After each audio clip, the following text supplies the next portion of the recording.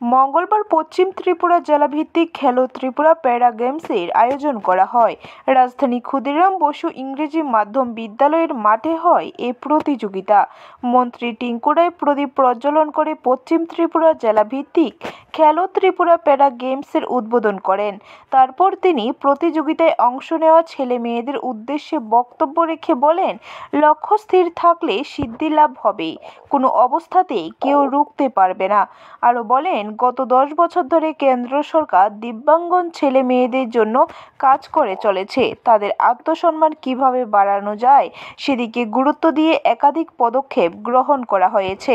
দিব্যাঙ্গনদের pension 500 টাকা থেকে বৃদ্ধি করে 2000 টাকা করা হয়েছে। বিবাহ করার সময় তাদের 2018-র আগে 5000 টাকা করে দেওয়া হতো। বর্তমান সরকার সে অর্থরাশি বৃদ্ধি করে 50,000 টাকা করেছে। যারা জয়ী হবে তারা আগামী দিন 18 এবং 19 তারিখ আস্তাবল ময়দানে আমরা আমাদের গোটা রাজ্যের থেকে আজকের অনুষ্ঠানের মধ্যে দিয়ে যারা আসবেন ত্রিপুরা প্যারা আমরা অলিম্পিক করব। সেখানে গত বছর আমরা করেছি।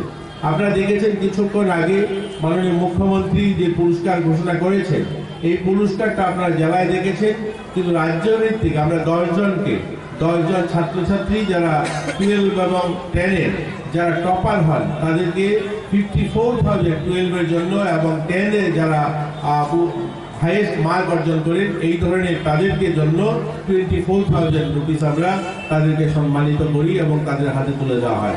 গত বছর আমরা 10 জনকে সেই আমাদের যে প্যারা গেমস হয়েছিল সেখানে আমরা দিয়েছি। এবারও 9 জনের নাম এসে এডুকেশন দপ্তর থেকে ইতিমধ্যে 9 জনের নাম জমা করেছে। আমরা তাদেরকে 54,000 টাকা। ব্যুরো রিপোর্ট, খবর ত্রিপুরা।